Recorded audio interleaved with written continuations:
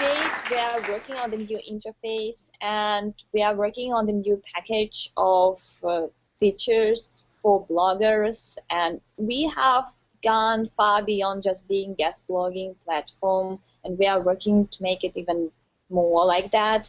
We'll have interviews, group interviews. We already have infographics, ebooks, we'll have videos. At some point, we'll have all of that.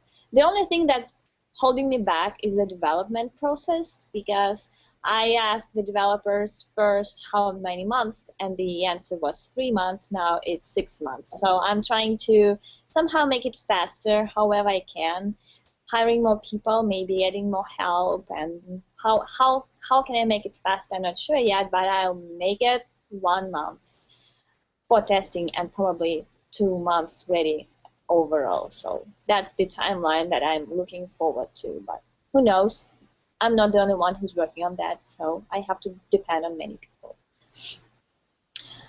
Especially that's good news. That's good news. If anyone can make a 6-month timeline into a 2-month, I think Anne Smarty can do it. Yes, and we are also moving to the new CMS as well, because the old one is forum-based, and it's very old, and it doesn't allow us as much flexibility as we could have. So both were developing absolutely from zero to new interface as well. So you can imagine it's huge work. And we started in December, but our new glorious programming team took like a month to just even understand what we are doing and how it all works. So actually, development process started in January, and I'm really, really looking forward to making it faster. Yes, now the reality is that we have so much. We have accumulated so many features, like tiny things, starting from adding to friends to newsletters, how all that works, how that all communicates with each other, tagging categories, making offers, like quality ratings. There are so many things, and they have been accumulating for 4 years. So I can imagine how a new development team, when they see it, how hard it is for them to understand all the tiny details that we have added during the 4 years now. So I feel for them. I don't think that they are doing a poor job. We just need to make it faster.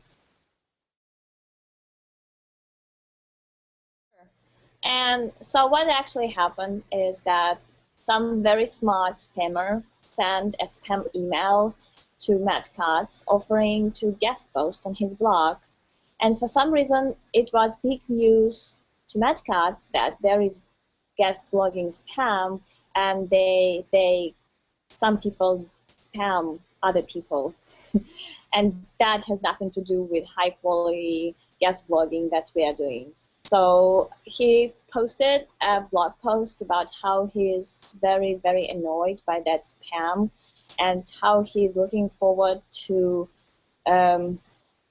not having it, to somehow stopping guest blogging spam, which we totally support, and we're with him, and we've been talking about that since 2010, I guess, maybe earlier, so at least 3 years. I'm not sure how that is a big news to Matt or anyone in Google, because we've been very much annoyed by people who are trying to use guest blogging for many years now, and thank you, Google, for helping us stop it. I'm not sure how that is big news to anyone, that spam exists. It exists. There is comment spam, there is guest blogging spam, there is link exchange spam. There is so much spam on the web, so it's not a big news to me. But I'm happy that Google now knows that it exists. There is a funny tweet that I retweeted. I mean, there were quite a few funny ones, and one of them was an award, and smart ass award goes to the spammer who spammed Matt Katz with guest blogging. So yeah, that's award of the year.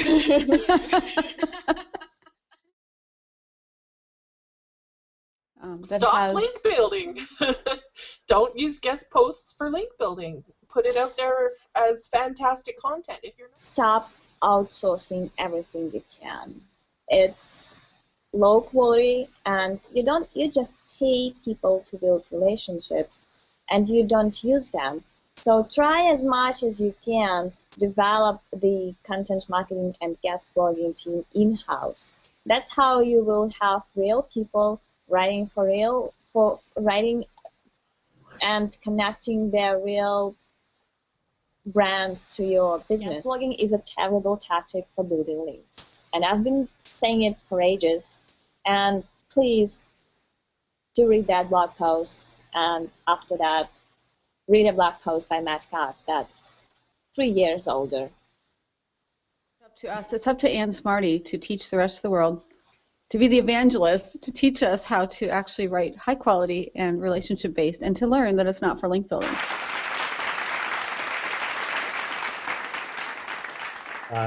The articles in the gallery are slowly improving. We're all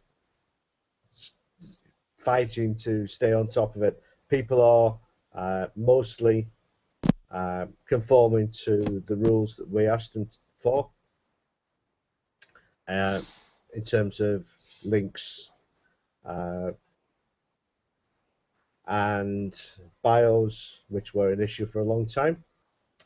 But there's still some issues, but they are decreasing as people take more notice of what we're asking them to do. So we are actually getting the quality there. We don't check every single article. We only check the ones which we, from writers who we know have difficulty abiding by our rules, and ones which are flagged up to us. I also have a little list of people who I try and help, because I know their articles are usually very good. People whose links are always non-spammy, and basically their content is extra special. And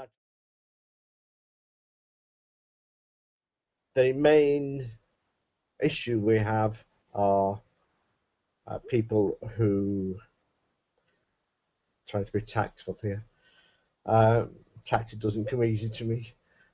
People whose English is less than what we need,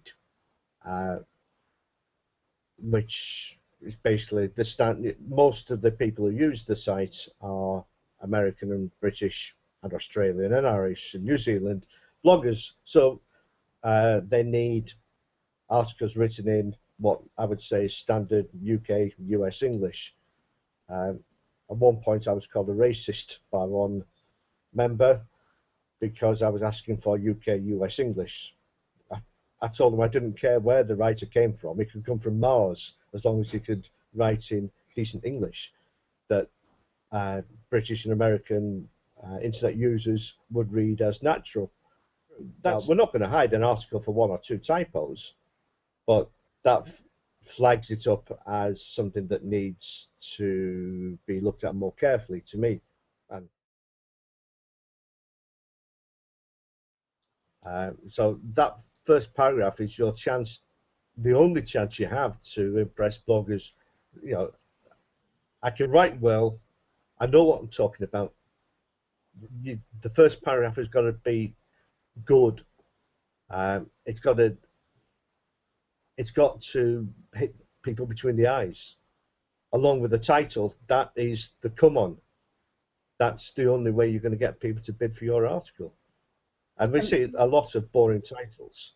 You know, I'm sure you've seen them yourself. Things like the history of music, or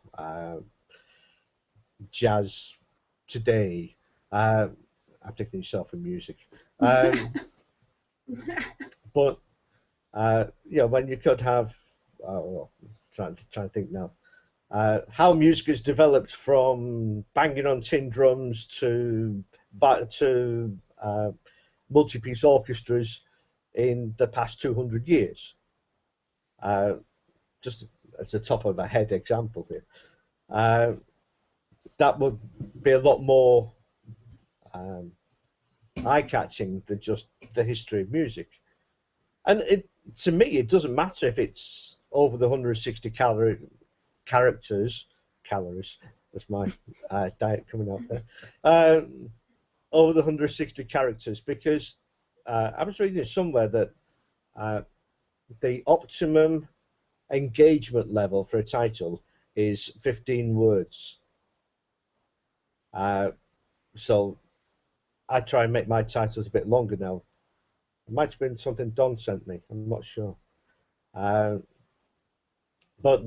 the best titles are longer. 3-word titles don't work.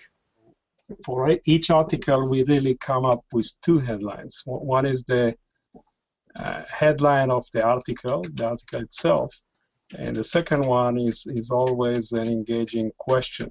So when we syndicate the articles to various discussion groups, we start with the question and add some paragraph to it, and then we actually post the headline to the. I guess one thing about Elite that is a bit different, I guess, than General Gallery is I get to see every article before it goes live. So I don't have to go back and do those things to filter people out. It all gets filtered and comes through. What I do is if you imagine a funnel, at the top is really wide and then it starts getting narrower. So as people come to Elite and start writing there, then they enter at a wider sort of funnel where I start working with them, and then we try and bring it down to better start fine-tuning things. So I will maybe get even more nitpicky as time goes on, but by that time I've developed a relationship with people and they know that I'm there just really trying to help them get as good as they can get with their articles. So Yeah, I just wanted to quickly mention that Grammarly was our guest blogger for a couple of years. Just Really? using MyBlogGuest. So it's kind of good to hear about them. And to talk about Don is that we don't only check the grammar of the Elite articles, we also make sure that they have visual appeal, that they are good in topic. Don is also promoting them to bloggers, so it's not just grammar. Just saying. It's not about being a grammar police anyway. It's about just making sure that articles read well, that there's no, glaring errors, that, some things just cry out and go, I don't care, all I want's the link, I don't care about how this reads or whether you like it or not, I just, please do my link. I mean, when you see. And thank you so much. We had a lot of people here, and I'm glad that we are all on the same page, and we'll continue doing our best to protect the good image of guest blogging. Let's not allow spammers to ruin it, because that would be not fair. I mean, they are spammers. They exist in any industry, and just because they exist in it, we don't think that the whole industry is bad. Like, you don't disable comments just because you get thousands of spam comments a day, because they still want to talk to your readers, or you don't stop reading your email form submissions just because you have quite a few spam emails a day. You don't stop guest blogging just because there is spam there. But let's try and protect our concept that we believe in, that we are here to promote quality, to educate, to train if needed, to help however we can.